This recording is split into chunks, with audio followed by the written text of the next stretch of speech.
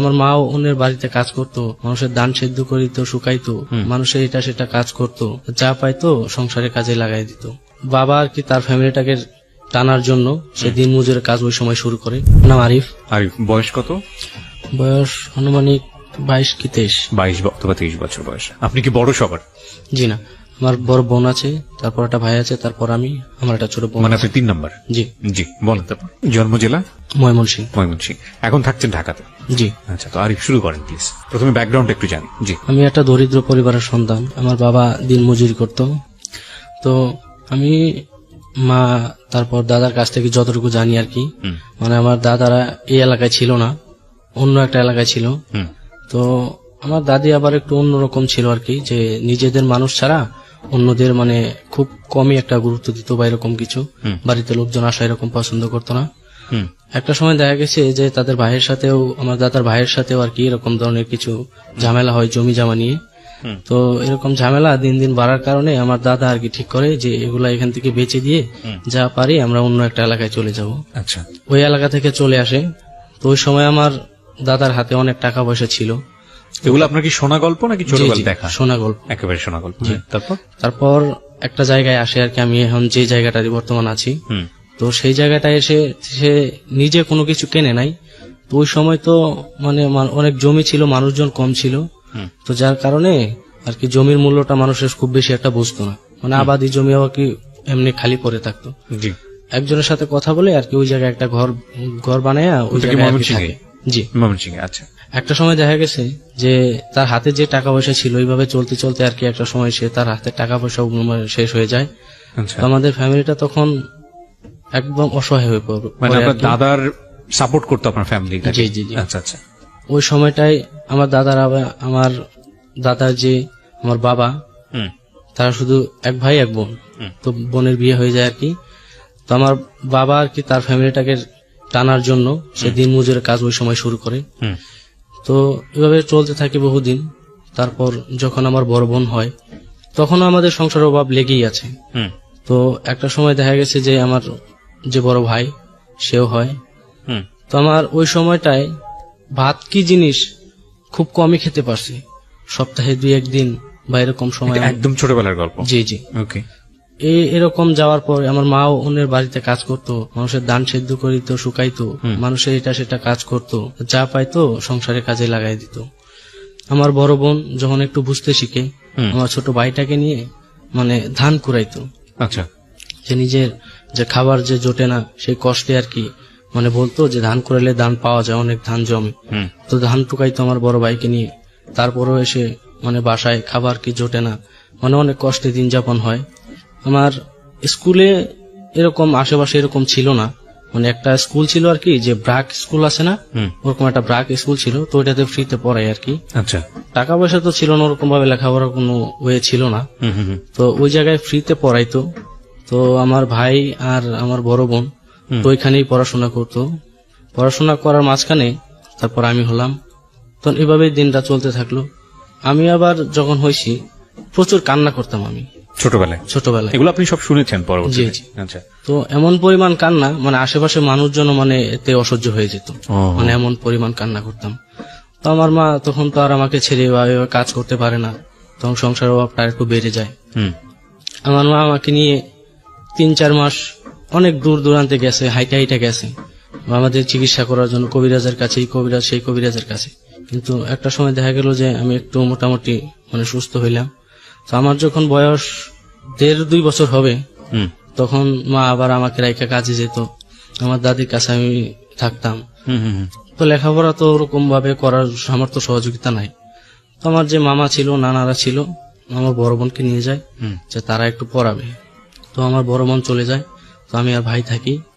আমি ওই সময়টাই মানে একটু বুঝি আর কি, মানে স্কুলে যেতাম বড় ভাইয়ের সাথে, আবার আসতাম। তো একদিন আসছি আমি, ভাই ওই ব্রাক স্কুলেই, আমি আর কি আগে চলে আসছি। আমার ক্ষুধা লাগছে, আমি চিৎকার করতে করতে বাড়িতে আসতেছি। তো আইসা দেখি মা নাই, মা কাজে গেছে। তো দাদা বাড়িতেই। দাদাকে জিজ্ঞেস করলাম যে মা কোথায়, বলতেছে মা তো ওই বাড়িতে গেছে, তুই ওইখানে যাও, ওইখানে গেলে তোর খাবার দিবি। তো আমি ওই বাড়িতে যাই, যাওয়ার পরে মাকে আর দেখি না। আমার তো ক্ষুধা লাগছে, আমি কান্না করতেছি। তো ওদের এক পাকঘরে যায়া আমি নিজেই আর কি ভাত তরকারি নিয়ে আমি খাচ্ছিলাম। তো ওইখানের এক মহিলা দেখা আমাকে ভাতের থালিটা কাইরে নিয়ে আমাকে ধাক্কা দিয়ে ফেলে দেয়। বয়স কত তখন আপনার? আমার বয়স তখন 5 বছর কি 5.5 বছর। পড়াশোনা করতেন ওই সময়টাতে? না, ওই সময় পড়াশোনা করতাম না, শুধু ভাইয়ের সাথে স্কুলে যেতাম আর আসতাম। আচ্ছা আচ্ছা, ওকে। তো আমার মানে ওই যে একটা ইটের মাঝে লেগে আমার মাথাটা পিছন দিক দিয়ে ফেটে যায়। ওহো। মা এটা দেখার পরে মানে চিৎকার চেঁচামেচি করতেছে যে আমার ছেলেটাকে এইভাবে মারলেন কেন, ভাতই তো খাইছে, খেতে পারে না তাই খাইছে। ওনারাই পরে যখন এইভাবে এলাকার মানুষজন নানান কথা বলতেছে, তো ওনারাই আমাকে হাসপাতালে নিয়ে যায়, নিয়ে চিকিৎসা করে। তো এভাবে কিছুদিন যাওয়ার পর আমার ভাই তখন ক্লাস 5, তারও শেষ। তা এখন তো আর মানে খাওয়ারই জোটে না, তা লেখাপড়া কই থেকে করবে। তো আমার ভাই পড়াশোনা বাদ দিয়ে দেয়।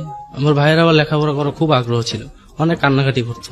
তাদের সবার মানে ফ্রেন্ড সার্কেল যা ছিল সবাই স্কুলে ভর্তি হয়েছে, তো ভর্তি হতে পারে না, কান্নাকাটি করতো। তাকে একটা আমাদের এলাকায় একটা দোকানে দেওয়া দিয়ে হয়। তো ওইখানে কসমেটিক্স এর দোকান ছিল আর কি, এটা সেটা বিক্রি করতো। তখন তো ওরকম দোকানদারি কিছু কিন্তু বোঝে না, তো সাথে থাকতো আর কি। তখনও আমি এই সময় ক্লাস 1 বা 2 সম্ভবত এরকম কোনো কিছু। আমি একদিন স্কুল থেকে আসছি, আইসে তো ক্ষুধা লাগছে, আমি মাকে খুঁজতেছি, মাকে পাই না। তো বিকালের দিকে আমার এক চাচা, মানে তখন তো নারকেল কি জিনিস আমি জানি না, ওটাকে আমি কোনো সময় দেখিও না বুঝিও না। তো ওনারা দেখি যে নারকেল পারছে, ওনারা পুকুর পাড়ে বৈশা রয়েছে ওটা নিয়ে। তো আমাকে দেখে আমাকে ডাক দিছে, তো আমি গেছি। তো আমি ভাবছি মনে হয় যে আমাকেও দিবে, আমি খাবো। ওনারা বলতেছে যে একটা দা নিয়ে আসো, একটা গ্লাস নিয়ে আসো। আমি ওটা আনতে গেছি, আইনা তাদেরকে দিছি, আমিও সাথে বসে রয়েছি। তো ওরা ওটা কাইটা খাইলো, পানিটা খাইলো।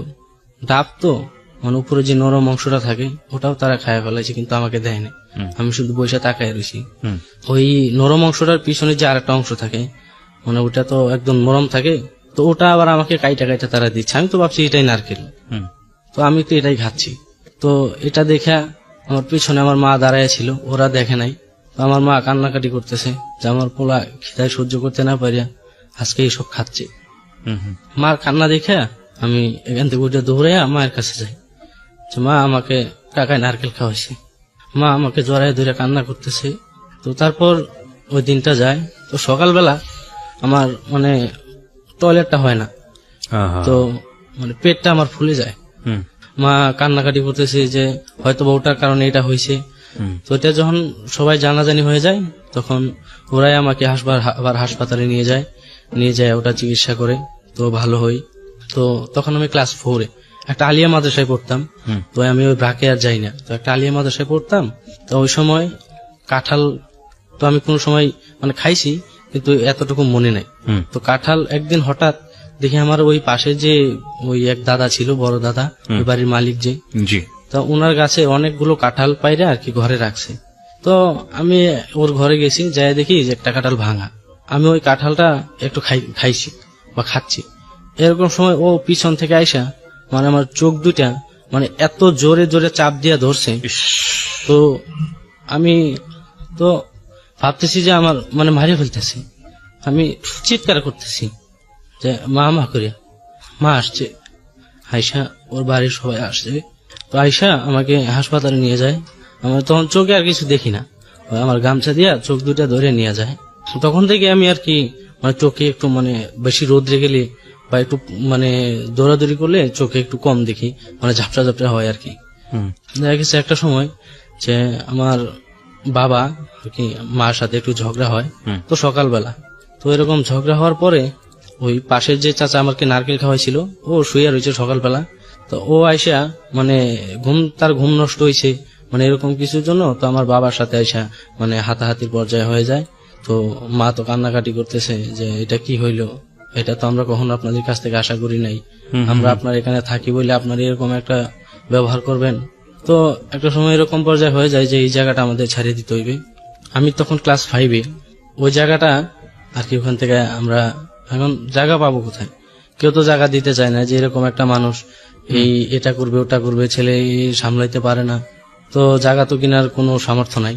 তো আমাদের বাড়ির পাশে একটা কবরস্থান ছিল, তো কবরস্থানের পাশে আসি কিছু জায়গা ছিল আর কি। আচ্ছা, তা ওই জায়গাটা মানে বেশ কিছুদিন ধরে মানে পড়া রয়েছে।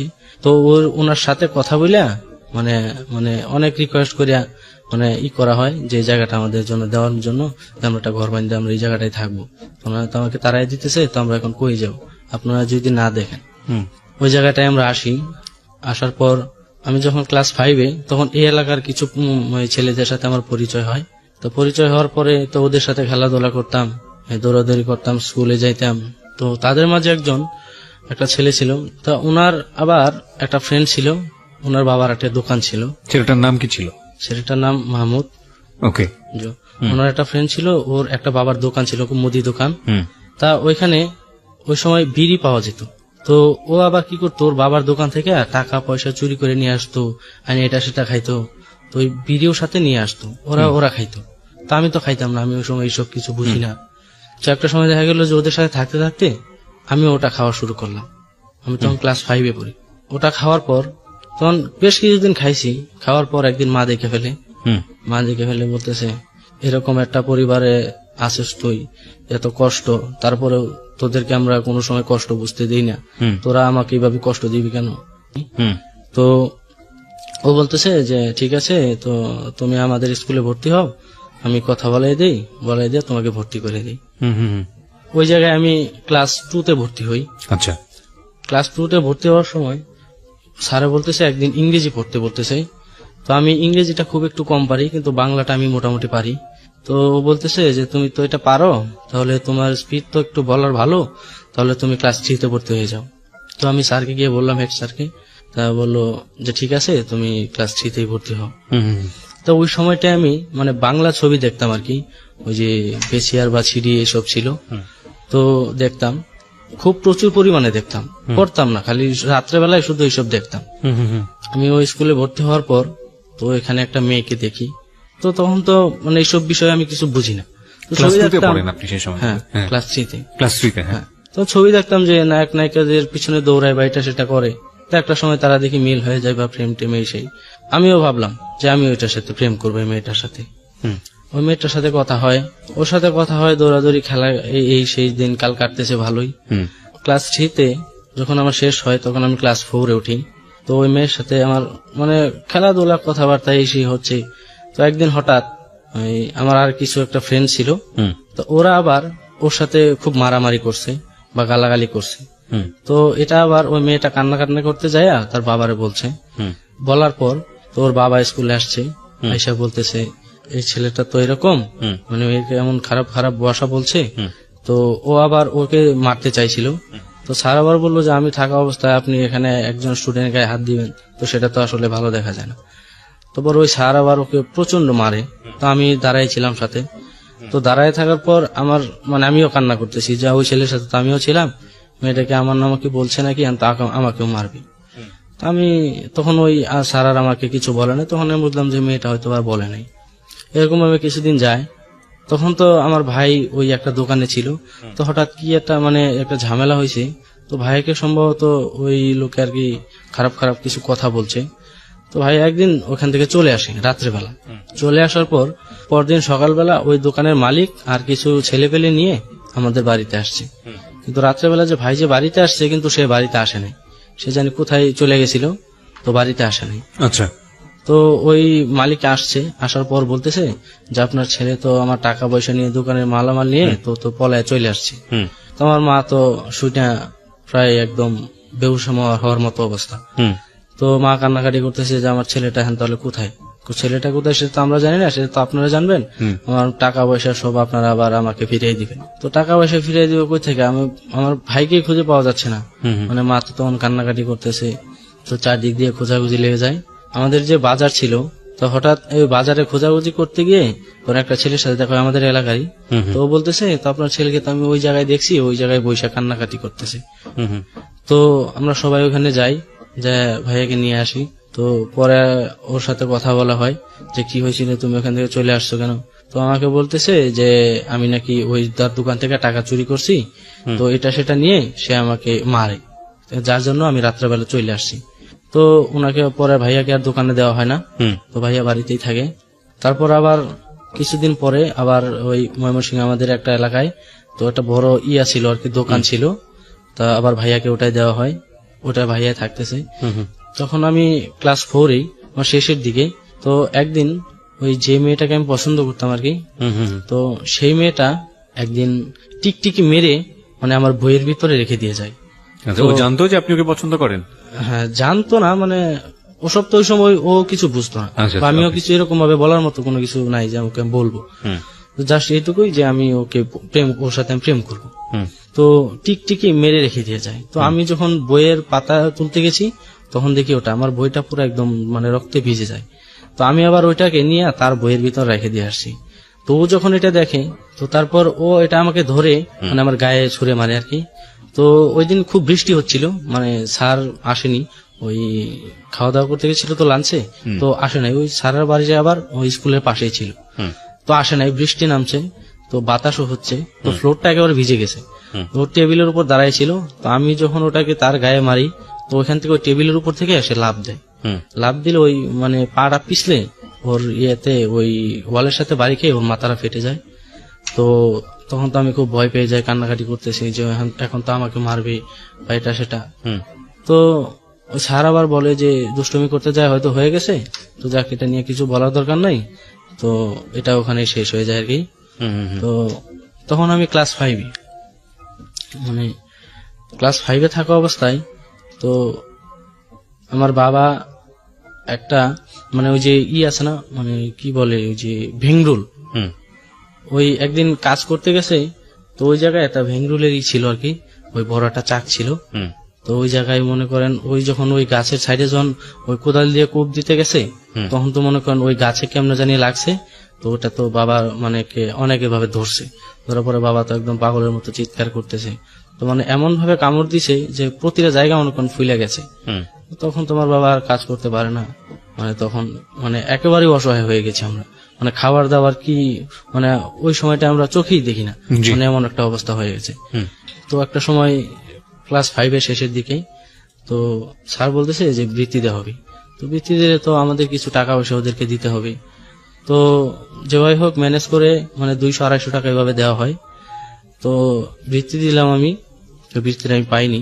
তো ওই জায়গায় একটা ঘটনা হচ্ছে, মানে আমার তো আমি ছোটবেলা থেকে ক্ষুধা সহ্য করতে পারতাম না। তো যখন ওই দিনে 2টা পরীক্ষা হইতো, একদিনে 2টা পরীক্ষা। তো আমি পরীক্ষা দিয়ে একটা পরীক্ষা যখন শেষ করে নিচে নামছি, স্যারকে বলছি স্যার খিদা লাগছে, মানে কিছু খায়া তারপর ঢুকি আবার পরীক্ষা দিতে।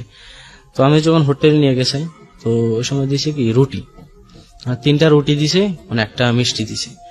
তো রুটিগুলা খুব শক্ত ছিল, তো আমার তো ক্ষুধা লাগছে, আমি রুটিগুলা জোরে টান দিছি, মানে রুটিগুলো আমার হাতে রয়ে গেছে, প্লেটটা কোনো মানে ছিটে পড়ে গেছে, প্লেটটা খুঁজে পাচ্ছি না।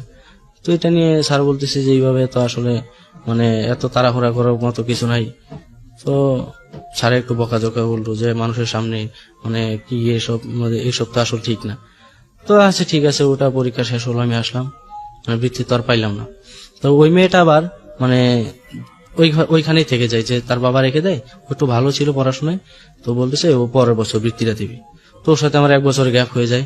তো আমি তখন ক্লাস 6-এ ভর্তি হই। ভর্তি হওয়ার সময় মানে ভর্তি হতে গেলে তখন তো টাকা লাগবে। তো আমার একটা ছোট খালা ছিল, তো ওই খালা আবার আমাকে টাকা দেয় ভর্তি হওয়ার জন্য। তো আমি ক্লাস 6-এ ভর্তি হই। তো দিনকাল ভালোই চলতেছে। ওই মেয়েটার সাথেও মাঝে মাঝে আমি ওর বাড়ি যেতাম, ও আমার বাড়ি আসতো, মানে কথাবার্তা হইতো। তো ক্লাস 6টা মোটামুটি ভালোই কাটে। তো ওই সময় আমার ফ্রেন্ড সার্কেলদের সাথে সম্পর্কটা আর একটু হয়, মানে রাত্রে রাত্রে আমি ঘুরতাম, ওই এখানে সেখানে বসে আড্ডা দিতাম। তো বিড়ি সিগারেট এসব তো খাচ্ছি ওই সময়টাতেও। তো ক্লাস 7-এ যখন আমি উঠি তখন আমার মা অসুস্থ হয়ে যায়, মানে চোখের গোড়ায় মানে নালি বলতে কোনো একটা কিছু আছে, মানে চোখটা ফুলে যায় উপরে, তো ওটা আবার ওটা দিয়ে পানি পড়ে। তো এরকম অবস্থায় তো আমাদের ওরকম কোনো অবস্থা ছিল না যে চিকিৎসা করব। তো আমার এক চাচাকে বলে কয়ে যে আমাদেরকে কিছু গ্রামের মানুষ থেকে সাহায্য করেন, আমরা মার চিকিৎসা করব। তো এরকম কিছু করার পরে কিন্তু তারপরেও এরকম টাকাটা ওঠে নাই, মানে আমার চিকিৎসার জন্য পুরো খরচাটা হয় নাই। তো ওই যে আমি যে মেয়েটাকে পছন্দ করতাম, ওর বাবা আবার ধানের ব্যবসা করতো। আচ্ছা। তো ওই মেয়ের বাবার কাছ থেকে আমি 2000 টাকা মানে আমার বাবা আর কি ধান নেয়। তো ধান নেওয়ার পর তো মা ভালো হয়, চিকিৎসা করায়, তাকে অপারেশন করে ওই জায়গায়। তো একটা সময় ভালো হয়, তো ওই টাকাটার জন্য সে বাবাকে বলতেছে টাকাটা দেওয়ার জন্য। তো টাকাটা দিতে পারতেছে না, এর জন্য অনেক ঝামেলা টামেলা হয়। তো ওই পাশের বাড়ি একটা ছেলে মানে মানুষের ক্ষেত্রে ধান কাটতো। তো আমিও চিন্তা করলাম যে মানে ওর কাছে দেখি যে টাকা পয়সা এটা সেটা কিনে। তা আমিও করলাম যে আচ্ছা ঠিক আছে ভাই, তাহলে আমাকেও আপনার কাছে নেন, আমিও ধান কাটবো, ধান কেটে আমি ওই টাকাটা আমি দিয়ে দিব। তো ওর সাথে আমি ধান কাটি প্রায় 1-1.5 মাসের মতো। তো আমি 2000 টাকা ওই ওই চাচাকে দিয়ে দিই। তো ওই সময়টাই ওই যার সাথে আমি ধান কাটতাম ওর সাথে আমার একটা ভালো সম্পর্ক হয়ে যায়। আমার সবকিছু ওর সাথে শেয়ার করতাম, সেও আমার সাথে সবকিছু শেয়ার করতো। তা ওই সময় তো খুব বেশি একটা টিভি ছিল না, ওই এলাকা থেকে আসার পর তখন আমি আর টিভি দেখতে পারি না। তো ও আবার ওর একটা ভাবি ছিল, তো আমার সম্পর্কে আমার চাচি হয়। তা ওই বাড়িতে আবার একটা টিভি ছিল। তো আমি ওইখানে একদিন গেলাম, গিয়ে দেখি ওই বাড়িতে টিভি আছে, তো সবাই টিভি দেখতেছে। তো ওই টিভি দেখার সময় তো ওই যখন মহিলাকে আমি দেখি, তো তার প্রতি আমার একটা কি মানে ব্যাড একটা আকর্ষণ চলে আসে। কোন মহিলাটা? হ্যাঁ, জি ওই যে ভাইয়ের সাথে আমি ধান কাটতাম তার ভাবি। তারা ভাবি? আচ্ছা ঠিক আছে। তো আপনি কোন ক্লাসে থাকা অবস্থায় লেখাপড়া বাদ দিয়ে দিলেন? না, আমি লেখাপড়া বাদ দিইনি। তখন লেখাপড়া বাদ দেননি? না, তখন আমার লেখাপড়া আছে। কোন ক্লাসে তখন আমি ক্লাস 7। ক্লাস 7, ওকে। ওই মহিলার প্রতি আমার একটা ব্যাড আকর্ষণ চলে আসে। তো একটা সময় দেখা গেছে কি ওই মহিলা আবার মানে টাকার প্রতি খুব নেশা ছিল। মানে টাকা হলে সে যে কোনো কাজই করতে রাজি। তো আমার কাছে তো ওরকম কোনো টাকা পয়সা নেই যে আমি ওর সাথে এরকম টাকা পয়সা দিয়ে লেনদেন করবো। ও কি করতো আমার সাথে, না ওর সাথে আমি কোনো কথা বলতাম বা হাসাইতাম এরকম কিছু। তো একটা সময় দেখা গেছে কি ও যে ধান ছিল, তো ওই ধান আমাকে চুরি করে দিত, আমি বাজারে নিয়ে বিক্রি করতাম। ভদ্রমহিলা? হ্যাঁ। তো চাল দিত, মানে এটা সেটা দিত, আমি বিক্রি করে তারে এটা সেটা এনে দিতাম, কসমেটিক সামগ্রী এনে দিতাম। তো ওর সাথে আমার একটা ভালো সম্পর্ক হয়। তা ওনার আবার একটা মেয়ে ছিল, 10 থেকে 11 বছর বয়সের একটা মেয়ে ছিল। ও আবার লেখাপড়া করতো না, তো ও বাড়িতেই থাকতো। আমি যখন ক্লাস 8-এ উঠবো, তো তখন ওই মেয়েটা আবার ক্লাস 7-এ পড়ে। তো আমি যাকে পছন্দ করতাম, ওর ফ্যামিলিটা আবার আমাদের ফ্যামিলির সাথে একটু খুব ভালো সম্পর্ক ছিল। মানে আমাদের ফ্যামিলি থেকে যদি কোনো কিছু করতো ওদেরকে জানাইতো যে আমরা এই কাজটা করতেছি। তো একদিন হঠাৎ করে মানে তখন ও ক্লাস 7-এ ওঠার সময়, তখন আমার 6 থেকে উঠি, আমি যখন ক্লাস 7 উঠি তখন আমার রোল হয় 18। আচ্ছা। তো একদিন ওর বাড়িতে আমার মা যায়, যে কান্নাকাটি করতেছে যে আমার ছেলেটা এরকম হয়ে যাচ্ছে, পড়াশোনার প্রতি মনোযোগ নাই। তো ওই মেয়েটা আমার একদিন বলতেছে যে দেখ তোর মা তো আসছিল, আইসা কান্নাকাটি করতেছে যে তুই লেখাপড়া করিস না, তুই এরকম করতেছিস কেন, তুই লেখাপড়া কর। তো আমি তখন আর তাকে কিছু বলি না। আমি ক্লাস 8-এ উঠি, ক্লাস 8-এ উঠে আমার রোল হয় 45। আচ্ছা। তো এটা আমি হঠাৎ আমার একদিন মেয়েটা জিজ্ঞাইতেছে যে তোর রোল নাম্বার কত হয়েছে। আমি বলতেছি যে না, তোকে আমি রোল নাম্বার বলবো না, বলে তুই আমাকে এটা সেটা বলবি, মানে ফাজলাম ঠাট্টামো করবি। তো না বলার পরে তো ওই মেয়েটা আমার সাথে আর কথা বলে না। তো কথা বলে না। তো ওই সময় মানে ফার্স্ট টাইম আমি যখন ক্লাস 8-এ, তখন এর আগের বেচ যে ছিল ফার্স্ট টাইম জেএসসি দেয় আর কি ওই সময়। তো আমরা হলাম সেকেন্ড টাইম। তখন আমি কোনো টিউশনি বা কোনো প্রাইভেট কোনো ইস্যু নিচ্ছি না। তো বলতেছে যে তুই এইসব নিতেছিস না, তাহলে তো তুই ফেল করবি, তুই পড়তে পারবি না। তো যখন এটা বললো তখন আমার মনে একটা জেদ চেপে গেল, আমি পারবো না কেন, টিউশনি না করে অনেক ছাত্র পারতেছে না, তো আমিও তো পারবো। তো আমি আবার সবকিছু মানে এইসব ধরনের নেশা টেশা বাদ দিয়ে তো আমি আবার কিছুদিন পড়লাম। তো পড়ার পরে জেএসসি পরীক্ষা আসলো, আমি জেএসসি পরীক্ষা দিলাম। তো আমি ওখানে 3 পয়েন্ট পাইলাম। তো 3 পয়েন্ট পাওয়ার পরে আমি যখন ক্লাস 9-এ উঠি, মানে ও ক্লাস তখন 8-এ, 1 বছরের গ্যাপ ছিল। তো ওর আবার একটা চাচাতো ভাই ছিল, মানে আমার খুব ভালো বন্ধু। ও কথা বলতে পারে না, মানে বোবা আর কি, কিন্তু শুনতে পারে। আবার সে আবার আমাদের সাথে ক্লাস 5 পর্যন্ত মানে পড়ছে, তো লিখতে পারে। আমি তখন ক্লাস 9-এ, তখন তো সবকিছুই বুঝি, তো ও মোটামুটি বোঝে। তো আমি তখন মানে একটা নিলাম যে ওকে আমি প্রপোজ করবো।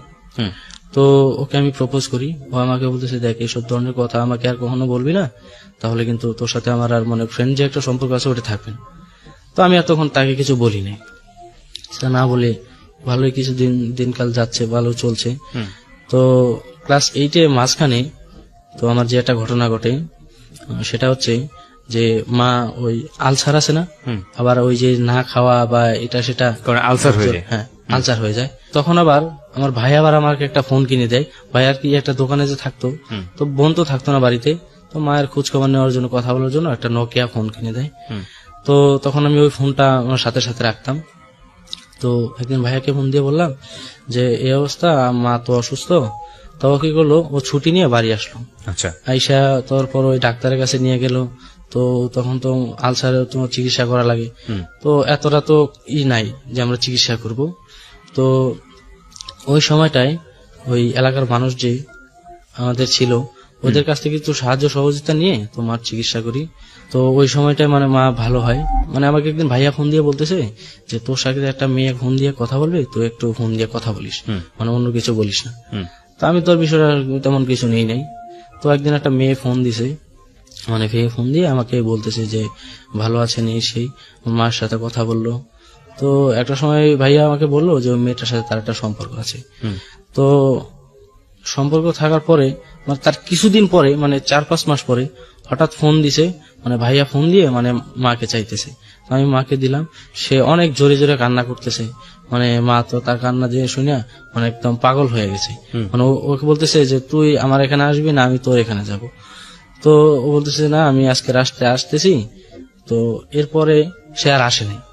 না আসার পর থেকে তো তারপর কিছুদিন পরে তার মালিকে ফোন দিছে, ফোন দিয়ে বলতেছে যে আপনার ছেলে তো এরকম অবস্থা করতেছে যে ঠিক মতন দোকানে বসে না, আসে না, মানে কাস্টমারের সাথে ঝগড়াঝাটি এরকম কিছু করতেছে। তো মানে এরপর থেকে মানে ভাইয়ার মানে ব্যবহারটা অন্যরকম হয়ে গেছে, কেমন একটা অস্বাভাবিক আচরণ। তো এরপর থেকে আর তাকে কোনো জায়গায় মানে কাজে সহজে দেওয়া যাচ্ছে না আর কি। মানে যেখানে যায় সেখানে একটা ভেজাল করে আসে বা মানুষের সাথে মারামারি এটা সেটা এক ধরনের মানে কিরকম হয়ে গেছে। তো আমি তখন ক্লাস 9-এ তো ভোকেশনালে ভর্তি হয়েছি আর কি। তো ভোকেশনালে তো মনে করেন যে টিউশনি করতে হয় ক্লাস 9 থাকা অবস্থায়। তো তখন আমি টিউশনি নিচ্ছি না। তো না নেওয়ায় তো মা বলতেছে যে সবাই টিউশনি করে, আমি তোকে টিউশনি করাইতে পারতেছি না, তুই পড়তে পারতেছিস না, তাহলে কি করবো আমরা? তো তুই নিজেই চেষ্টা করে দেখ একটু পারিস কিনা। তো আমি বললাম ঠিক আছে, আমার যতটুকু পারি আমি ততটুকু চেষ্টা করতেছি। তো ওই বছরটা আমার ভালোই গেল। তো আবার মাঝখানে আবার আমি একবার তো আমার মেয়েটা না করে দিয়েছিল, তখন আমি আবার সেকেন্ড টাইম প্রপোজ করি। তো ও বলতেছে যে দেখ একবার তোর নিষেধ করছি, তুই আমাকে তারপর আবার বলতেছিস, এইবার বললে কিন্তু আমি বাবাকে দেখ সত্যি সত্যি বলে দেবো। তো আমার একটা জেদ চাইপা গেল যে আসলে এটা কি হইলো, আমি 2বার তাকে বললাম, সে কোনো কিছু মানে স্বাভাবিকভাবে নিল না, এখন আবার এইসব ধরনের কথা বলতেছে। তো আচ্ছা ঠিক আছে, তো ওকে বললাম যে অন্যভাবে তাহলে আমার ট্রাই করতে হবে, কিন্তু তার জন্য আমার কিছু সময় নিতে হবে। মাঝখানে এই পরীক্ষা দিলাম, 9-এ পরীক্ষা দিলাম। 9-এ গিয়ে আমি 4 পয়েন্ট পেলাম, 4.29। তো আমি যখন ক্লাস 10 তখন ও আবার ক্লাস 9-এ। তো এভাবে চলতে থাকলে তোর ওর যে ওই একটা বোবা ফ্রেন্ড ছিল, তো ওই চাচাতো ভাই, তো আমার ভালো ফ্রেন্ড। তো ওকে দিয়ে একদিন আমি মানে এইভাবে ভালো কিছু মানে ওর কাছে লিখে দিয়ে মানে ওকে দিয়ে বলাইছি। বলাইলে ও মেয়েটা আবার তখন আর তাকে কিছু বলে নাই।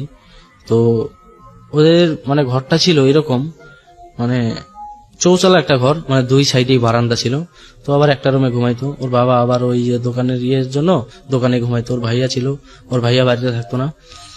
তো ও আবার আমাকে লিখে দিল যে ওই দিন রাত্রেবেলা আমার সাথে দেখা করার জন্য। তো আমি দেখা করতে গেলাম, তো সবাই ঘুমায় পড়ছে, তো আমি ওর সাথে দেখা করতে গেছি। তো আমাকে বলতেছে যে ওকে বলার কি দরকার ছিল, যে আমি তোকে বলছি ঠিক আছে, কিন্তু আমি তো তোকে না করি নাই, তো এটা সেটা ওকে বলার কি দরকার ছিল, ও যদি কাউকে বলে দেয় এটা সেটা। আমি কিছু না, ও বলবে না, ও আমার ভালো ফ্রেন্ড, ওকে আমি জানি, ও বলবে না কাউকে, ও বললে ওকে বিশ্বাস করবে না যে তোর আমার মাঝে এরকম একটা সম্পর্ক। তা ওই দিন থেকে তার সাথে আমার এরকম একটা সম্পর্ক স্টার্ট হয়। তো এরকম ভাবে কিছুদিন যাওয়ার পরে তো ওই আমার যে একটা বেস্ট ফ্রেন্ড ছিল, তো ওইটা আবার ওই লেখাপড়া ক্লাস 6 থেকে ছেড়ে দেয়, আবার ঢাকা চলে আসে। তা ঢাকা চলে আসার পর থেকে ও হঠাৎ করে একদিন বাড়ি যায়, মানে বাড়ি যায় তখন মনে করেন তখন কিছুদিন আগে থেকেই মানে ওই যে প্রাইমারি স্কুলে যে বিস্কিট দেয় তো না, বিস্কিট, ওই বিস্কিট দেওয়া শুরু হয়। তো একদিন হঠাৎ তাকে নিয়ে ঘুরতে বেরোইলাম। তা ঘুরতে বেরোইছি, ওই স্কুলের পাশ দিয়ে যখন যাচ্ছি তো স্যারকে ওকে বললাম যে চল বিস্কিট খাই আসি, বিস্কিট নিয়ে আসি। তো ওকে নিয়ে গেলাম। তো নিয়ে যাওয়ার পরে স্যারকে বললাম স্যার আমাদের কয়েকটা বিস্কিট দেন। তো স্যার আবার দিল না, মানে মুখের উপর না করে দিল, এই যে ও বাচ্চাদের বিস্কিট তো দেওয়া যাবে না, অন্য কেউ খাইতে পারবে না এরকম কিছু। আবার দেখতাম কি তারা আবার প্রতিদিন নিয়ে যাইতো, মানে তারা ব্যাগ ভরে নিয়ে যাইতো, তো সবাই খাইতো দেখতাম। তো মানে এরকম একটা জেদ চেপে গেল যে মুখের উপরে ওকে আমি স্যার বললাম, একই এলাকার মানুষ, তো তারপরেও আমাকে দিল না। তা কিছুদিন পরে আমার 2-একটা ফ্রেন্ডকে নিয়ে তো রাত্রেবেলা একদিন চাবি নিয়ে গেলাম, মানে চাবি নিয়ে, তো ওই তালার চাবি না অন্য একটা চাবি, তো চাবি নিয়ে আমরা এটাকে মানে ঘুরাইতে করে এক পর্যায়ে খুলে যায়, তালাটা একটু নর্মাল হয়ে যায়, একটু খুলে গেলে তো আমরা মানে যেরকম পারছি সেরকম খাইছি এবং বাড়িতেও নিয়ে আসছি। তো এরকম বেশ কিছুদিন করি। তা করার পরে এমন একটা পর্যায়ে হয়ে গেছে যে স্কুলের পোলাবানকে আগে যেত একটা করে, এখন একটা বিস্কুট ভেঙে আবার 3 জন দিত, মানে এরকম অবস্থা হয়ে গেল। তো একটা সময় তালাটা চেঞ্জ করে দিল, তো আমাদের আর ওটা হয় না। তো না হওয়ার কারণে তো হঠাৎ একদিন মনে হলো যে ছিটকানিটা যেখানে লাগাই তার পিছনে যে ওই তালা যেটার মাঝে লাগাই আর কি, তা ওইটা আমরা খুলে ফেলবো।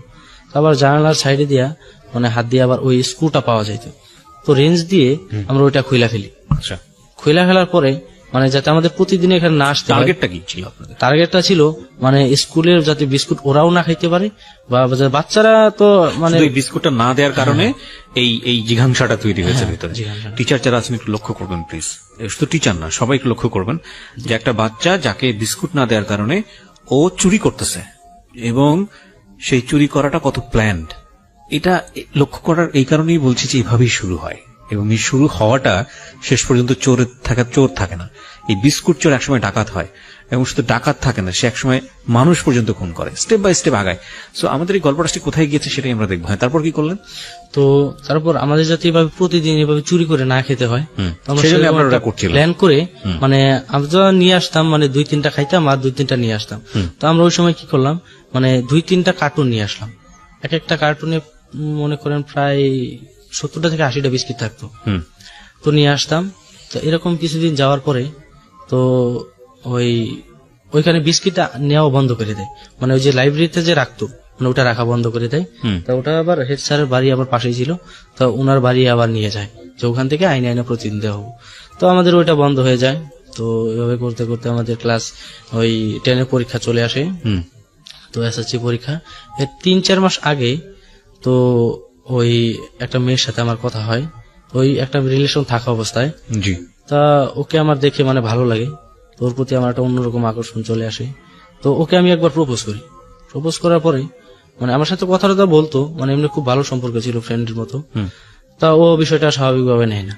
আচ্ছা, না নিয়ে ওটা একটা সিনকেট তৈরি করে দেয় যে আমার সাথে এরকম কেন করলো, এটা সেটা। তো মানে অন্য কাউকে বলে না, তাদের নিজের মধ্যে যে বন্ধু বান্ধব ছিল তাদেরকে এরকম ভাবে বলে। ওকে। তো আমি আর কিছু মানে মনে করি না, তো ফ্রেন্ড সার্কেল বলছে এটা তো কোনো সমস্যা নেই, তো ওরাও তো আমাদের ফ্রেন্ড সার্কেল। তো সেকেন্ড টাইম কিছুদিন পরে আমি আবার তাকে প্রপোজ করি।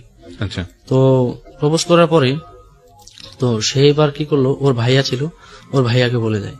তোর ভাইয়াকে বলে দেওয়ার পরে তো আমি এবার একটা মানে আমার মধ্যে একটা জেদ চাইবে গেলো একটু বেশি, যে আমাকে বলছে ঠিক আছে, ওর ভাইয়াকে বললো কেন, মানে আমাকে সরাসরি এইভাবে না করলেই পারতো যে আমি জীবনে এইসব কোনো কিছু করবো না বা এইটা সেটা। তোর ভাইয়া আবার আমাকে এসব বলে, তোর ভাইয়ার সাথে আমি উল্টা মানে ঝগড়া একটা শুরু করে দিই, একটা বাজে ওর সাথে আমার হাতাহাতি হয়। তো বিষয়টা মনে করেন যে 2-1 জানাজানি হয়ে যায়, তো আমি ওটা ওখানে স্টপ করে দিই। তো মানে আমি চিন্তা করে রাখি যে জীবনে যদি পারি আমি ওর একটা ক্ষতি করে দেব, মানে বড় ধরনের কোনো একটা ক্ষতি করে দেব। ওর বাবা আবার মনে করেন যে মাছের ব্যবসা করতো, মানে ওই পুকুরে আর কি, ওই যে মাছের ব্যবসা করতো। কিন্তু ওদের এরকম ছিল যে ওই দোকান থেকে অনেকগুলা মাছ ছাড়তো, তো দোকান থেকে আবার ওই যে মাছের যে খাবারগুলা ছিল ওগুলা বাকিতে নিয়ে আসতো, বাকিতে নিয়ে আসা যখন মাছগুলা বিক্রি করবে তখন টাকাটা একবারে পরিশোধ করে দিবে, এরকম অবস্থা ছিল। তো আমি আবার ভাবলাম যে ঠিক আছে, আমি ওদের বড় কোনো একটা ক্ষতি করে দেবো, তো সুযোগ একটা আসুক। তো এভাবে মানে পরীক্ষা 2-2.5 মাস আছে। তো এর মাঝে আমার একটা ফ্রেন্ড ছিল, মানে আমার এলাকা থেকে অন্য এলাকার একটা ছেলে, তোর বাড়ির পাশে আর একটা মেয়ে ছিল। তো ওই মেয়েটা আবার মানে ওই মেয়েটাকে একটা ছেলে আবার ডিস্টার্ব করতো, মানে ওর সাথে সম্পর্ক করার জন্য। তা এই কথাটা মানে ওই ছেলেটা এমন ভাবে মানে এলাকায় প্রচার করছে, মানে ওই ছেলের এলাকা আমাদের স্কুলের আশেপাশে যে এলাকাগুলো আছে ওই আশেপাশের এলাকাগুলো জানতো, মানে ছোট ছোট বাচ্চা থেকে শুরু করে মানে বয়স্ক মানুষরাও পর্যন্ত জানতো। আচ্ছা। তা ওই মেয়েটা যখন স্কুলে যেত তখন ওই বাচ্চারা পোলাপানা ডিস্টার্ব করতো, ওকে বলতো যে এই ছেলে বউ যাচ্ছে, আমাদের ভাবি যাচ্ছে, এটা সেটা। তো এইসব কারণে ওই মেয়ের বাবা আবার ওকে প্রতিদিন স্কুলে নিয়ে যেত, আবার নিয়ে আসতো। তো একদিন স্কুল থেকে আসছি আমরা, আইসা আমার একটা চাচার দোকান ছিল, ওই দূর সম্পর্কের চাচা আর কি, ওইখানে আমরা মানে বেশি সময় দিতাম, দোকানে যাই বসে থাকতাম। তো আমরা বিকালের দিকে ওখানে বসে রয়েছি। তো বসে থাকার পর দোকানে 2টা ঝাপ ছিল, একটা ঝাপ খোলা একটা ঝাপ বন্ধ করা। তো ওই মেয়েটা যে দিক দিয়ে যাচ্ছে আমরা দেখি নাই, তো আমরা সবাই দোকানের ভিতরে বসে মানে হাসাহাসি করতেছি, কথা বলতেছি। তা ওই মেয়েটা আবার মানে ওর বাবাকে গিয়ে সামনে গিয়ে বলতেছে যে বাবা ওই মেয়ে ছেলেগুলো আমাকে দেখে এইভাবে মানে হাসাহাসি করছে বা এর খারাপ ধরনের কিছু কমেন্ট করছে। তো ওইসব বলার পরে ওর বাবা আসলো আমাদের এখানে, এসে বলতেছে যে আমার মেয়েটাকে কি তোরা লেখাপড়া করতে দিবি না বা এটা সেটা, তোরা এইভাবে বলতেছিস কেন, মানে ডিস্টার্ব করিস, মানে তোদের কি মানে মেয়েটা আপনাকে পছন্দ করতো না? না, ওই সময় ওই- কি আপনার কি গ্রুপ হয়ে গিয়েছিল, 4-5 জন মিলে একসাথে ঘুরতেন? হ্যাঁ 4-5 জন মিলে একসাথে ঘুরতাম আর কি। আচ্ছা। আমরা 5 জন ছিলাম এক গ্রুপে। 5 জন ছিল। এই 5 জনকে লেখাপড়া করতেন? হ্যাঁ এই 5 জনই লেখা কোন ক্লাসে পড়তেন? ক্লাস 10। ক্লাস 10 এ পড়ে। আর মেয়েটা? মেয়েটা কোন ক্লাসে পড়তো আমি সঠিক জানতেন না, জানি শুধু না। একদিন ওই দেখে ভালো মেয়েকে লেগে আমি- গেছে এই কারণে? না, ওই মেয়েকে ভালো লাগে নাই, ওই মেয়েকে আমরা কোনোদিন দেখিও নাই। তো ওই মেয়েকে আবার ওই যে আমাদের এক ফ্রেন্ড ছিল ওই এলাকার একটা মেয়ে, তা ওই দিক দিয়ে যাতে অন্য একটা ছেলে তাকে ডিস্টার্ব করতো। তো আমরা তো এইসব জানতাম কিন্তু কখনো কোনো কিছু বলতাম না। ওই ছেলেটা আবার আমাদের সাথে পড়তো, যে ছেলেটা আবার ওই মেয়েটার সাথে প্রেম করার জন্য মানে ডিস্টার্ব করতো। এরকম ভাবে হাসাহাসি করতেছি, ওর বাবা এসে আমাকে বলতেছে যে আমাদের বলতেছে যে তোরা তো যা শুরু করছিস, আমার মেয়েটা তো এখানে থাকতে দিবে না বা পড়ালেখা বন্ধ করে দিতে হবে, তোরা এরকম করতেছিস কেন, তোরা কি খুব বড় এটা সেটা হয়ে গেছিস, মানে যা পারে মুখ দিয়ে তাই বললো আর কি। তো এলাকার মানুষ এটা নিয়ে খুব ভালো একটা দেখলো না, চিল্লা ফিল্লা করলো, লোকজন জড়ো হয়ে গেছে। তো আমরা তখন কিছু বলি নাই, তো ওখান থেকে চলে আসছি। চলে আসার পরে মানে ঘন্টাখানিক পরে মনে হয় ওর ভাই আবার হুন্ডা নিয়ে বাড়িতে আসছে। এসে আমাদের যে কয়জন ছিলাম, তো ওই এলাকার মানে যে কয়জন ছিল সবারই নাম অ্যাড্রেস নিয়ে গেছে, যে তোদের নামে আমি ওই ইফটিজিং এর মামলা করবো, তোদের পরীক্ষা আমি বন্ধ করে দেবো, তোরা যেমন আমার বোনের জীবনটা নষ্ট করতেছিস, লেখাপড়া ধ্বংস করতেছিস, তোদের জীবনটা আমি এইভাবে লেখাপড়াটা ধ্বংস করে দিব। আচ্ছা। তো আমার মা এটা শুনে এত কান্না করতেছে যে এত দূর পর্যন্ত আসলাম, এত কষ্ট করার পরে এখন এখানে আইসা যদি এই অবস্থা হয় তাহলে তো মানে আমাদের জীবনটা তো কষ্টেই গেছে, ওদের জীবনটা আরো বেশি কষ্টে যাবে যদি লেখাপড়াটা না করতে পারি। তো ওই এলাকার মানুষের কাছে হাতে পায়ে ধরে আর কি এরকম একটা করা হয় যে দেখেন যেটা করছি তো ভুল হয়ে গেছে। তো আমাদের কথাটা কেউ শুনতেছে না, যে আমরা যে ওকে কোনোদিন দেখিও নাই বা ওকে কিছু বলিও নাই এই কথা কেউ বিশ্বাস করতেছে না। সবাই ওদের মেয়েদের ওই পক্ষ নিয়ে কথা বলতেছে। তো আমরা ওইটা নিয়ে আর কিছু বাড়াবাড়ি করিনি, ওই ঘটনাটা ওখানে শেষ হয়ে যায়। তো কিছুদিন পর তো ওই যে আমি যে একটা মেয়েকে প্রপোজ করেছিলাম, যে যার বাবা আর কি মাছের ব্যবসা করতো, তা ওই মেয়ের নাম আর কি ওই মেয়ের বয়সটা এমন ছিল আর কি, বয়স অল্প খুব বেশি কিন্তু বোঝা যেত না, মানে শারীরিক দিক দিয়ে অনেক বড় দেখা যেত। তা ওর জন্য একটা বিয়ের প্রস্তাব আসে। তা তোর বাবা একদিন আমরা সবাই বসে রয়েছি, তোর বাবা এসে ওই পাশে বসে মানে আরেকজনের সাথে আলাপ করতেছে যে আমার মেয়ের নামে একটা এরকম বিয়ের সম্বন্ধ আসছে, তো আমাদের একদিন যেতে হবে বা এরকম ধরনের আলাপ কিছু করতেছে। তো ওই সময় তাদের মানে মাছ যে বিক্রি করবে তার ঠিক 3-4 মাস আগে মাছগুলো অনেক বড় বড় হয়ে গেছে, প্রায় অনেক টাকা গেছে ওদের পিছনে। তো আমি এরকম একটা সুযোগের জন্য ওয়েট ছিলাম। তো আমার মানে তো আমি হঠাৎ করে বলতেছি যে না এই ক্ষতিটা আমি ওদের করে দেবো, মানে ওই মেয়েটার বিয়ে যাতে না হয়, ওই মেয়েটার লাইফ যাতে আর কোনোভাবে দাঁড়াইতে না পারে সেই ব্যবস্থাটা আমি করে দেবো।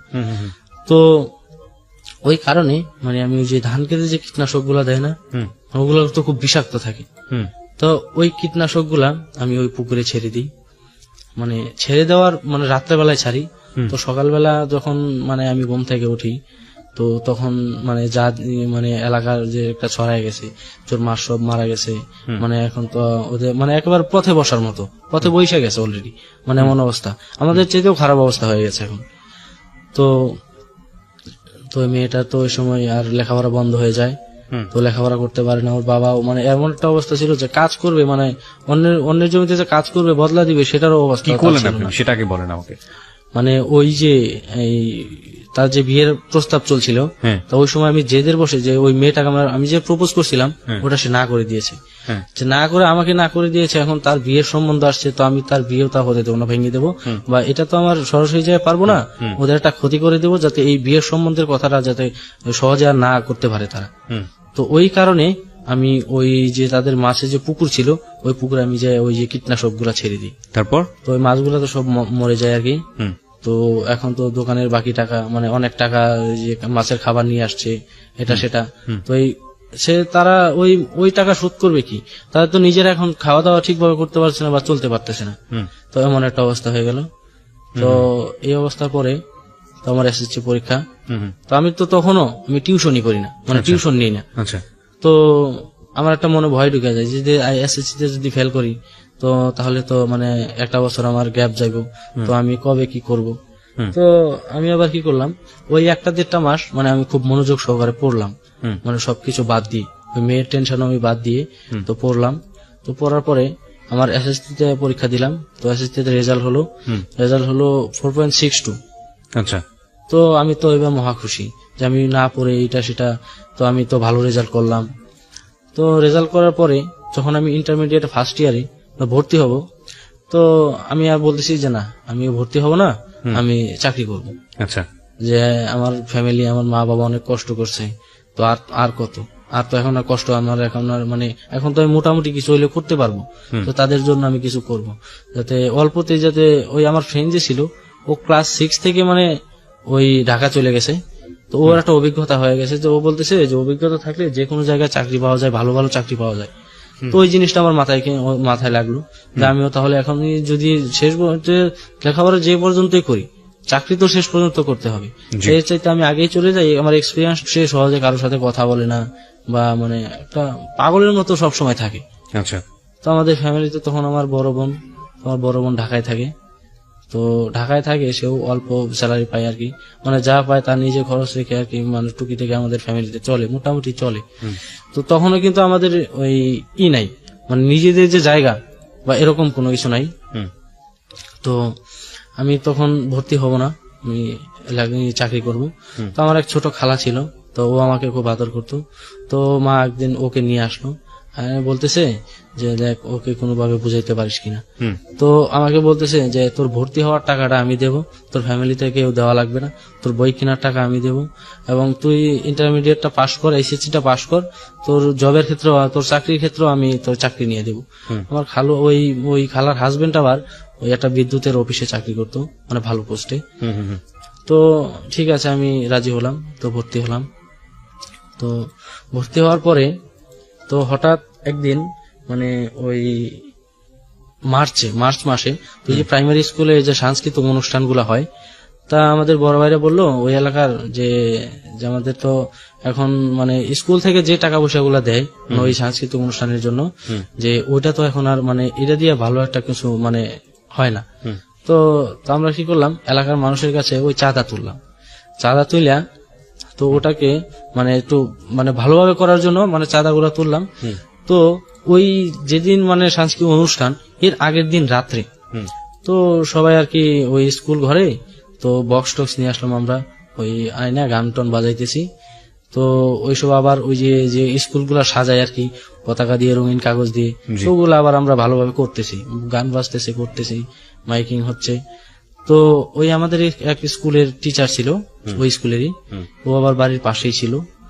তো ও আইসা কি করলো, মানে আমাদের গান বাজনাগুলো সব বন্ধ করে দিল। যে বন্ধ করে দিয়া ও আবার কি করলো, ওই যে সেটটা ছিল ওই সেটটা নিয়ে গেল। তো আমরা তখন আর মাইকও বাজাইতে পারতেছি না বা বক্সও বাজাইতে পারতেছি না। তো মানে এটার প্রতি আমার একটা মানে ক্ষোভ জমে যায় যে আমরা এত কিছু করলাম একটা ভালোভাবে অনুষ্ঠান করার জন্য, মনে করুন সেই আইসা তার স্কুলের একটা অনুষ্ঠান, সেই আইসা এখন আমাদের বাধা দিতেছে। তো আমরা ওইসব আর কোনো কিছু না করে আমরা চলে আসি। চলে আসার পরে ওই পরের দিন আর আমরা যাই না গিয়ে, তো ওই পরের দিন আবার বিকালবেলা যাই, মানে যেদিন খেলা শেষ অবস্থা ওই সময় যাই। তো আবার ওই আমাদের যে বড় ভাইদের সাথে আমরা মিলে চাঁদা তুললাম। তো ও বলতেছে যে তোরা তো খুব বড় হয়ে গেছিস, মানে এটা সেটা, তোরা সারাদিন কই ছিলি, তো এইসব বললো। তো আমরা আর এসব কিছু মাথায় নিইনি। তো আমাদের একটা করে গ্লাস, একটা করে প্লেট দিল, তো নিয়ে বাসায় চলে আসলাম। তো বাসায় চলে ওই দিন রাত্রেবেলা মানে 2-3 জন মিলে যে এইসব সম্পর্কে আলোচনা করতেছি, যে বিষয়টা কি হইলো, এত কষ্ট করলাম, গান বাজাবো, আমরা একটু আনন্দ করব, তো এটা সে করতে দিল না। তা ওর প্রতি আমার একটা জেদ চেপে যায় যে ওরও একটা মানে মোটামুটি যা পারি ওর পিছনে আমরা লাগে যাব, মানে ক্ষতি একটা করে দেব। তো এরকম সুযোগ আর পাচ্ছি না। তো এরকম করতে করতে তো ওই সময়টায় যে আমি আর কি ওই টিউশন নিতাম, আমাদের এলাকারই একটা ছেলে ছিল, ওনার নামটা আমি বলতে চাচ্ছি না, উনি বর্তমানে একজন মানে ইয়েতে আছে, ওই একটা কলেজের লেকচারার। ঠিক আছে, সমস্যা নেই, বলেন। তো ওর কাছে আমি টিউশন নিতাম, ও আবার আমাদের সবকিছুই জানতো, ছোটবেলার কাহিনী সব জানতো, আমরা কিভাবে চলতাম। তো ও আবার কি করতো, আমার কাছ থেকে টাকা নিত না নিলে আবার ওর সাথে ছোটবেলায় মানে ওরা যখন ক্রিকেট খেলতো আমরা তখন বল করাই দিতাম তাদের। তো একটা সময় দেখা গেছে যে ওই ইন্টারমিডিয়েট থাকার ফার্স্ট ইয়ারে থাকার সময় ওর সাথে আমরা ক্রিকেট খেলতেছি, ফুটবল খেলতেছি, তো আবার সকালবেলা তার কাছে পড়তেছি। তো একদিন আমার ফ্রেন্ড বলতেছে যে আজকে আমরা একটা কাজ করি, ওই একটা মুরগি নিয়ে আসি, পাকায় আমরা নিজেরাই খাবো। আমি বলেছি যে দেখ আমার কাছে তো কোনো টাকা পয়সা নেই, ওই যদি তোর কাছে থাকে তুই দিয়ে দে, তাহলে আমি তোকে পরে দিয়ে দেবো এক সময়। তো ও বলতেছে যে না, কিনে আমরা খাবো না। তাহলে কিভাবে? তো বলেছে চল অন্য এলাকায় যাই, গিয়া একটা মুরগি ধরে নিয়ে আসি। তো আমি বললাম তো ধরবো ঠিক আছে, কিন্তু রান্না করবে কি? আমি তো রান্না জানি না, তুইও তো জানিস না। তো বলেছে ঠিক আছে, যেরকমই পারি আমরা নিজেরাই করে খাই নিব। তো গেলাম, একটা মুরগি ধরলাম, ধরে নিয়ে আসলাম, আইনা পাকায় নিজেরা খাইলাম। তো ওইটা খাওয়ার পর থেকে মানে এরকম একটা মানে প্রতিদিনই আমরা এরকম ধরনের খাচ্ছি। তো ওই আমাদের এলাকার কিছু ভাই বলতেছে যে তোরা তো আসলে যা করতেছিস আর ভালো করতেছিস না। তো আমরা বললাম যে ভাই কি করলাম আমরা? যে ও বলতেছে তোরা যেভাবে ধরে ধরে খাইতেছিস, তো আমাদেরকে কোনো সময় তো খাওয়াস না। তখন আমি বললাম যে ভাই আপনারা তো মানে আমরা এসব জানি না যে আপনারা এসব খান, বা আপনারা বললে যাবেন, আপনারা তো আমরা জানি যে বললে উল্টা আমাদেরকে বকাচকা করবেন। তো তারপর থেকে খাওয়ার এটা একটু বেড়ে যায়। তো বললাম যে আমরা তো আপনার যে খাবেন তো পাক শাক তো ভালো হয় না, রান্না বাড়া করতে পারি না। রান্না বাড়া করার চিন্তা করার দরকার নেই, রান্না বাড়ার লোক আমার কাছে আছে। তো ওই সময় জানি না আমি যে কে রান্না করে দিই। তো আমরা সবকিছু রেডি করে নিয়ে আসলাম, মুরগি ধরে নিয়ে আসলাম। তো আসার পরে তো ওই যে আমার যে আমি যার কাছে টিউশন নিতাম, আমার যে স্যার ছিল, তা ও দেখি ও আসছে। আমি তো দেখে মানে ভয় পাইতেছি, দাঁড়াই গেছি যে ও কেন আসলো। তা ও এসে বলতেছে যে রান্না ওই করবে। তখন থেকে তার কাছে তার ভিতরে একটা মানে তার সাথে একটা আন্ডারস্ট্যান্ডিং হয়ে গেল, ফ্রি একদম। তো যে কোনো সময় তার মানে ওই এটা সেটা ও আবার কি করতো, ওর ঘর থেকে মানে চাল নিয়ে আসতো, চাল নিয়ে আসা যাতে চাল আর কাছ থেকে না দিতে হয়। তো ওইভাবে আমরা খাওয়া দাওয়া করি। তো অনেকদিন যায়। তো একদিন এভাবে করতে যেয়ে আমরা একজনের কাছে ধরা খেয়ে যাই আর কি। আমিও মুরগিটা আমার হাতে নিছি ধরিয়া, মানে ওই মালিকও চলে আসে। তো এরপর থেকে মনে করেন যে আমাদের এটা বন্ধ হয়ে যায় আর কি, একটা বিচার হয় যেভাবে তারা গ্রামাঞ্চলে এরকম করতেছে, আমাদের এটা সেটা নিয়ে আমাদের ক্ষতি করতেছে। তো আসলে তো আমরা তাদের কাছ থেকে এটা আশা করিনি, তো এরকম কেন করবি? আমাদের তো এলাকারই সন্তান। তো অনেকে অনেক কথাই বলে, ঠিক আছে আমরা আর এসব করবো না। তো চলে আসি। তো পহেলা বৈশাখের দিন আমরা আমাদের অনুষ্ঠান দেখতে যাব। তো অনুষ্ঠান দেখতে যাওয়ার সময় তো বলেছি যাবো যে কারো কাছে তো মানে খুব বেশি এটা দু একজন যেতে পারবে, আর দু একজন যেতে পারবে না, ভাড়া নাই আর কি। তো এক ফ্রেন্ড বলতেছে তো চল মানে বাজার পর্যন্ত তো আগে যাই, ব্যবস্থাটা হয়ে যাবে। তা ও আবার বাজারে যাওয়ার আগে মানে কি করলো, মানে সুপারি আছে না, ওই সুপারি পারলো, হ্যাঁ সুপারি চুরি করলো প্রায় 100-র মতো, 100 থেকে 150 হবে এরকম। তো আমরা ওটা বাজারে নিয়ে বেচলাম, বেচার পরে প্রায় 250-200 টাকার মতো পেলাম। তো ওগুলো তখন র্যান্ডম করতেছিলেন আপনারা, যেখানে যেটা পান চুরি মানে করা, ওইটাই ফার্স্ট টাইম মানে সুপারি চুরিটা। ওকে। তো মানে ওই টাকার অ্যামাউন্ট একটু বেশি ছিল, মানে মানে একটা সুপারি 1 টাকা 1.5 টাকা বিক্রি হতো এরকম অবস্থা। তো ও মানে এটা একদিন যাওয়ার পর তখন বলতেছে যে না তাহলে আমরা এটাই করব। মানে এক ফ্রেন্ড বলতেছে তাহলে এটা তো ভালো, মানে দৈনিক যদি এরকম 2-1টা করতে পারি তাহলে তো ভালো। তখন আমরা কি করতাম, একদিন প্রায় ওই দিনের বেলা আমরা ঘুরে ঘুরে দেখতাম যে কোন জায়গায় কি আছে, মানে কোন জায়গায় ভালো সুপারি আছে বা ওটা রাত্রে পারা যাবে বা ভালো আছে। তো দিনের বেলা বিকাল বেলা ঘুরে ঘুরে দেখতাম, রাত্রে বেলা যেতাম। তো একদিন রাত্রে বেলা প্রায় 1 বস্তার মতো আমরা সুপারি পারি, বাইরে আমরা ওটা বাজারে নিয়ে যাই। তো বাজারে নিয়ে ওটা ওই দিন খুব কম দামে বিক্রি করতে হয়, কারণ ওই ছোট ছিল বড় ছিল। তো এটা দেখে ও খুব নিতে চায় না, ওই দিন রিকোয়েস্ট করে ওকে দিলাম এগুলো আমরা এখন কোথায় নিব। তো ও বুঝতে পারছে যে এটা আমরা চুরি করে নিয়ে আসছি। তো তো আমাদের বুঝতে পেরে ও শুধু শুধু মানে কম দাম বলছে এরকম, যে না যদি কম দামে না দাও তাহলে তোমাদের জিনিস তোমরা নিয়ে যাও। তো আমরা ওটা কম দামে বিক্রি করি।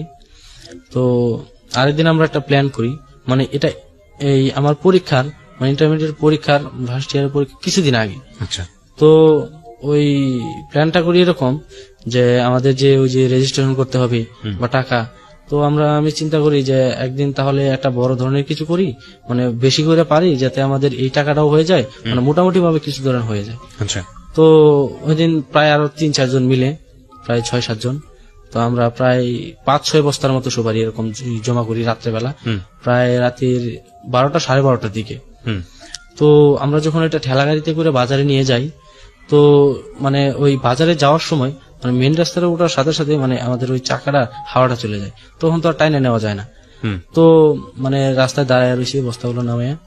তো একটা রিক্সা দেখলাম আসতেছে, তা ওকে মানে দাঁড় করাই দেখি যে আমার এলাকার এক লোক।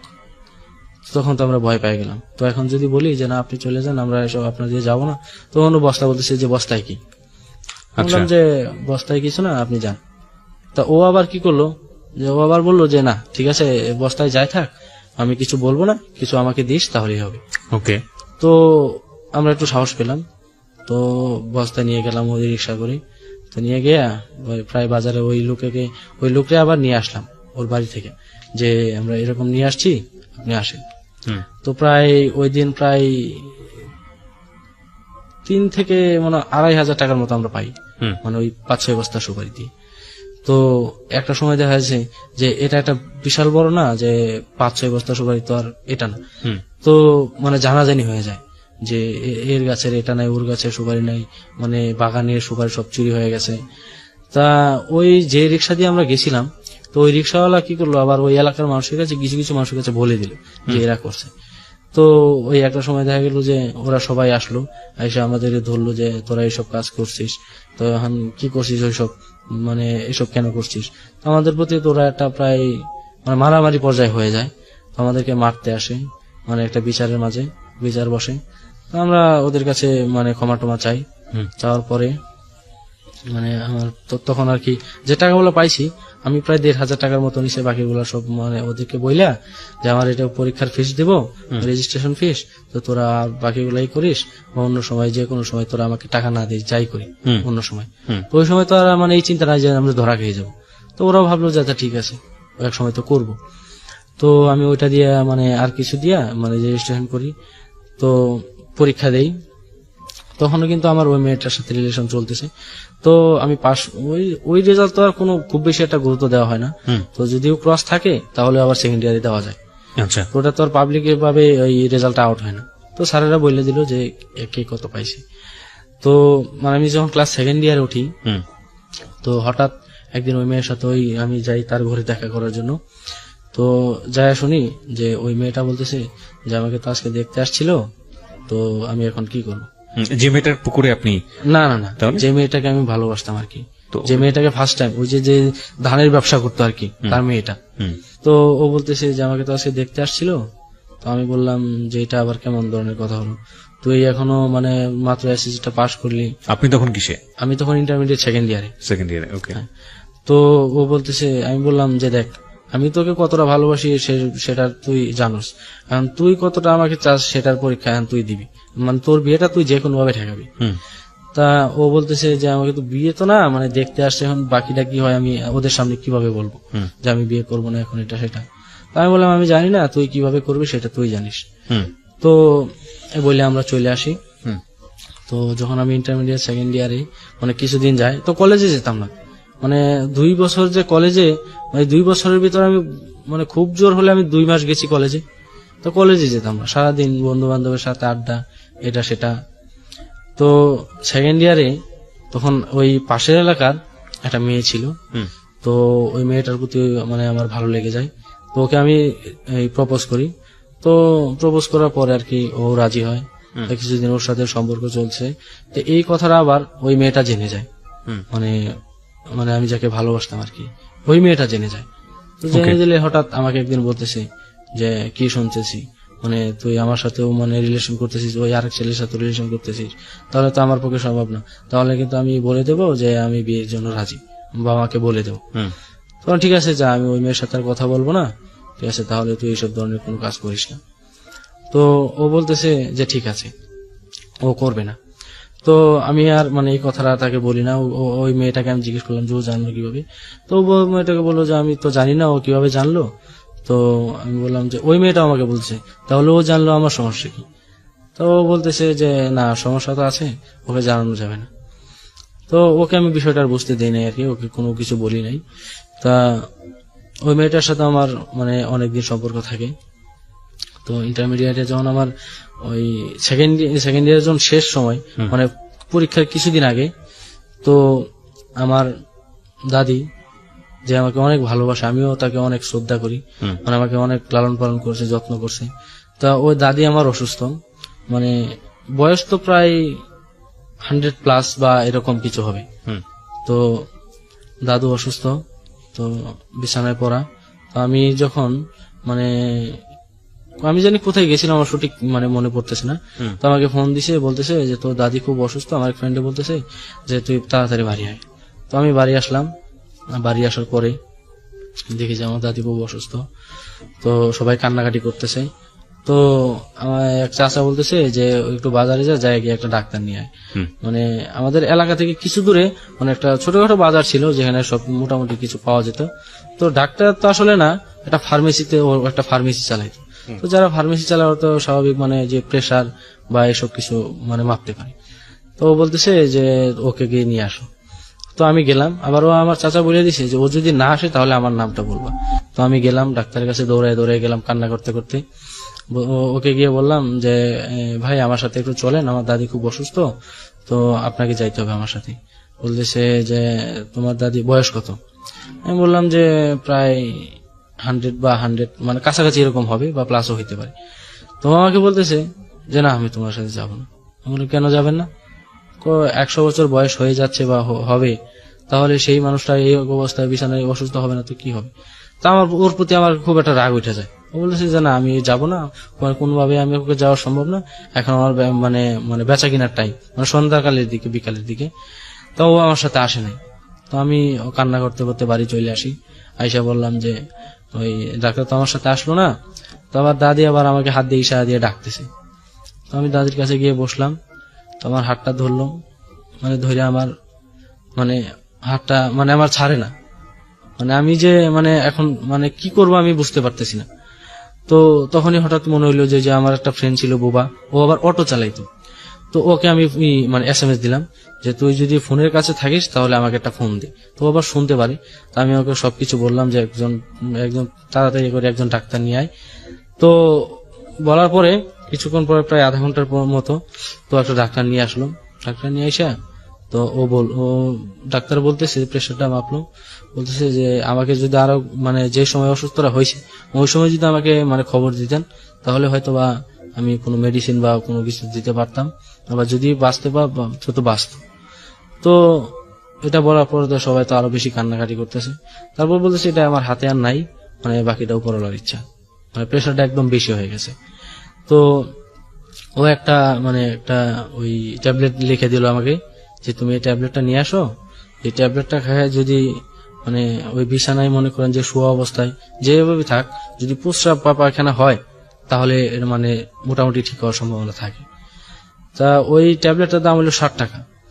তো আমি 20টা টাকা নিয়ে গেলাম। ও আমাকে বলে দিয়েছে 60 টাকা দাম। তো 20 টাকা ছিল, আমি 20 টাকা নিয়ে ওই দৌড়ে ওই আবার ফার্মেসিতে গেলাম। তো ও বলতেছে যে কোন ডাক্তার আসছে? সেটা আপনার শোনার দরকার নাই, আপনি আপনার ব্যবসা করেন, এই যে আমাকে এই বড়িটা দেন। তো বলতেছে যে 60 টাকা দাম। তো বলতেছে আমার কাছে ভাঙতি নেই। তো আমি বললাম কেন, আপনি ব্যবসা করেন নাই, আপনি সারাদিন বিক্রি কিনে করেন না, এইটুকু সময়ের মাঝে আপনার কাছে ভাঙতি থাকবে না কেন? তো এক পর্যায়ে ওর সাথে আমার প্রায় কথা কাটাকাটি হয়। তো আমি এটা মনে মনে রাখলাম আর বইলে আসলাম যে মানে আপনি ডাক্তার না, কিন্তু তারপরেও আপনার আমি যদি আজকে আসতাম যে আমার দাদি অসুস্থ, মানে এরকম এরকম অসুস্থ, জ্বর বা এটা সেটা, তাহলে তো ঠিকই আপনি আমাকে বড়ি দিয়ে দিতেন, বয়স যাই হোক, তাহলে আজকে আপনি আমার সাথে গেলেন না কেন? তো এইসব বলে তার সাথে অনেক কথাবার্তা কাটাকাটি করে আমি চলে আসি। চলে আসার ওই মানে ওই ডাক্তারের কাছে গিয়েছিলেন আর কি? হ্যাঁ হ্যাঁ, ওই ডাক্তারের কাছে। বুঝতে পারছি, প্রথমে যে আসলো না। হ্যাঁ হ্যাঁ, ওনারই আবার ডিসপেন্সারি ছিল। তো ওই আবার প্রেশার টেশার মাপতে এরকম কিছু। তো আমি চলে আসি, আইসা আমার ওই ট্যাবলেটটা আমি ওই আমার দাদিকে খাওয়াই দিই। খাওয়াই দিলে ওই ডাক্তার ওইখানেই থাকে, ওই ডাক্তার আর যায় না, আমি ওকে যাইতে দিই নাই যে আপনি কিছুক্ষণ থাকেন।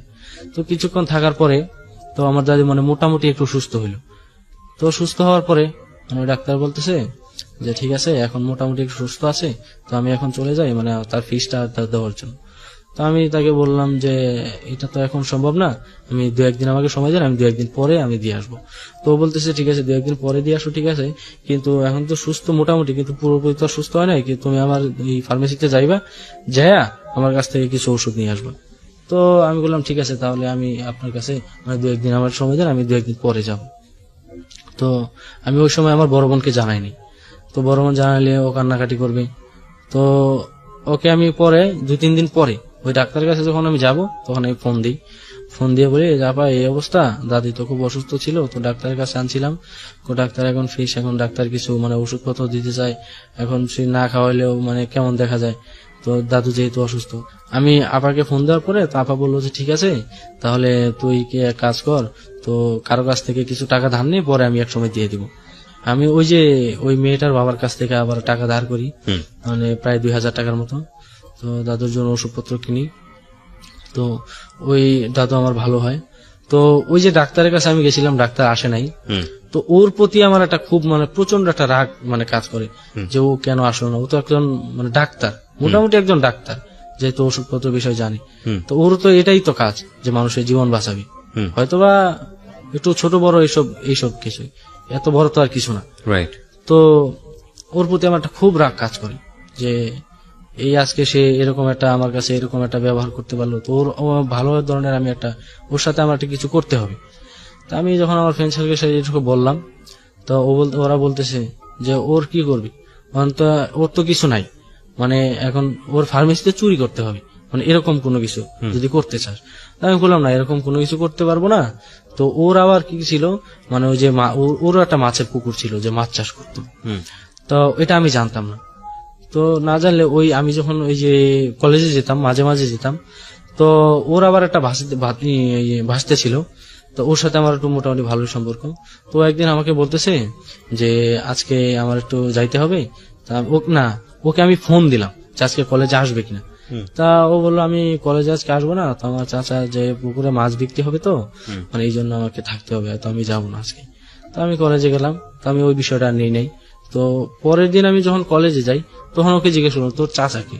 তা ওই ফার্মেসির মালিকের কথা বললো। তখন আমি বললাম যে মাছের চাষ কোথায় করে বা সবকিছু ডিটেলস নিলাম, মানে আমার পরীক্ষার কিছুদিন আগে। মানে এই লোকটা মাছের চাষ করে? হ্যাঁ, এই লোকটাও মাছের চাষ করে। তো তারপর মানে আমি সবকিছু ডিটেলস নিলাম যে পুকুরটা কোথায় বা এটা সেটা, মানে কি পরিমাণ মাছ আছে, তো মাছ কিরকম বিক্রি করলে কিরকম টাকা লাভ হলো, তো অবস্থা থেকে আমার স্বাভাবিকভাবে সব নিলাম। তো নেওয়ার পরে হঠাৎ একদিন মানে আমার পরীক্ষার কিছুদিন আগে তারা আবার মাছ বিক্রি, পুকুরটা অনেক বড় ছিল, মানে অনেক বড় ছিল, মানে একবার মাছ ছাড়লে আর কি, মানে বেশি করে মাছ ছাড়লে 2-3 বার বিক্রি করা যেত।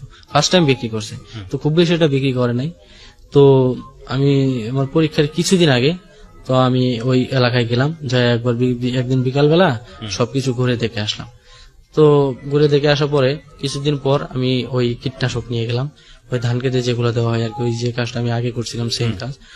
তো আমি গিয়ে ওই বোতলটা ওই যে এটা মুখটা খুলে পুকুরের মাঝখানে মেরে দিয়ে আমি চলে আসি। না, আপনি যে এটা করে আসলেন ওনার ঘেরে, আবারও আরেকটা পুকুরে মাছ নষ্ট করে দিলেন, আপনি এগুলো মারার পরে গিয়ে দেখতেন যে পুকুরটার কি অবস্থা? কখনো দেখেছেন? পরে আর ওই এলাকায় যেতাম, কারণ আমার এলাকা থেকে তো অনেক দূরে, মানে খোঁজ খবরও নিতেন না ওখানে কি ঘটেছে? না, সচরাচর ওদিকে যাই না, যাওয়া হয় না। তো আমার বাবা অসুস্থ, তো বাবা উঠতে পারে না। তো তখন তো মনে করেন যে খুব বেশি এটা সচ্ছল না আমাদের পরিবারটা, মানে বাবা অসুস্থ হয়েছে, বাবাই তো মনে করেন যে একমাত্র ওই দিনমজুরি হিসাবে মানে কাজ করে যা পাইতো তাই দিয়ে সংসার চলতো।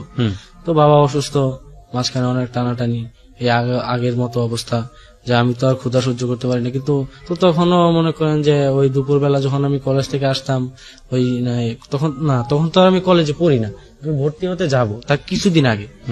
তো ওই জায়গায় তখন তো আর এই অবস্থায় তো তখন একদিন আমার বাবা বলতেছে যে বাবা আমি সেই ছোটবেলা থেকে আজ পর্যন্ত আমি এত দূর পরিশ্রম করে আসছি, কিন্তু আমি তোদের জন্য কোনো কিছু করতে পারি নাই, আমার বাবা মার জন্য আমি কোনো কিছু করতে পারি নাই।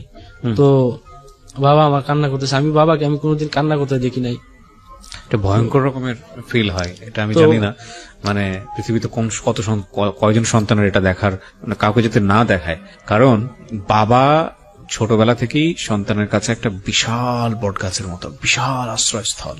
তো এই মানুষটা যখন কান্নাকাটি করে, এটা যে কি ভয়ঙ্কর হেল্পলেস একটা ফিল দেয়, খুব ভয়ঙ্কর রকমের একটা বাজে ফিল দেয়, এটা আসলে এক্সপ্লেইন করার মতো না। হ্যাঁ, তারপর তো আমার বাবা কান্না করে আমার হাত ধরে বলতেছে যে আমি তোদের জন্য কিছু করতে পারি নাই, তোরা আমার উপর দাবি রাখিস না। খুব দুঃখজনক আসলে। তো তখন আমি ডিপ্লোমায় ভর্তি হই নাই, ভর্তি না হয়ে আমার দোলা ভাই যে ছিল ওর সাথে আমি কোনদিন কথা বলি নাই, এর আগে দেখলো নাই। একদিন আমি ফোন দিলাম আপার কাছ থেকে নাম্বার নিয়ে, যে ভাই এই অবস্থা, আমাকে একটা যে কোনো ভাবেই একটা চাকরিতে ঢুকাই দেন, আমি পড়ালেখা তো আর করবো না, আমি দেখি আমি যে আমার বাবা মার জন্য কিছু করতে পারি কিনা, একটা কোম্পানিতে আমার চাকরি দেয়, আমার 7,000 টাকা স্যালারি ছিল ওই জায়গায়। তো আমি 7,000 টাকা দিয়ে আমার 1,000 টাকা রুম ভাড়া ছিল। আমি আর মানে যা পাইতাম মানে খাওয়া খরচ বাদে আমি সব দিয়ে দিতাম, আমি নিজের জন্য কোনো কিছু রাখতাম না। আপনি বর্তমানে কি করছেন? আমি বর্তমানে ওই নেটের একটা কোম্পানিতে জব করতেছি। ওখানে আপনি কি করেন? হোম সার্ভিস দেন বিভিন্ন, কি কাজ? আপনার কাজটা কি? ওই হোম সার্ভিসটা দেওয়াই আমার কাজ। বিভিন্ন কেবল বাড়িতে গিয়ে টাকা পয়সা তোলা না, নাকি ওই তাদের নতুন করে কানেকশন দেওয়া নতুন করে কানেকশন? বা ওই এতে আপনার কয় পয়সা হয় প্রতি মাসে?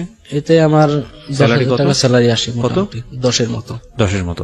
এটা আপনি কি করেন? খেয়ে পরে বাড়িতে পাঠাতে পারেন? হ্যাঁ।